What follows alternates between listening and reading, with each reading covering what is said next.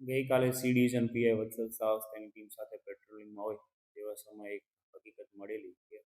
રાજસ્થાન પાર્સિંગના truck Ashok Leyland truck number 5534માં કેટલાક પશુઓને ગેરકાયદેસર રીતે ઉલટાપૂર્વક બાંધી અને કતલખાને લઈ જવાના ઈરાદાથી બિલખાથી નીકળેલા હોય સી ડિવિઝન વિસ્તારમાં આવતા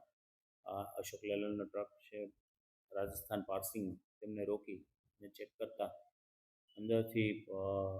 ખોરાક કે પાણીની વ્યવસ્થા કર્યા વગર હલનચલન પણ ના કરી શકે તે રીતે પૂરતાપૂર્વક બાંધેલા કુલ 8 પશુઓ જેમાં 6 ભેંસ અને 2 પાડા જે નાની ઉંમરના પારુડા હોય આ તમામને બાંધેલા હતા.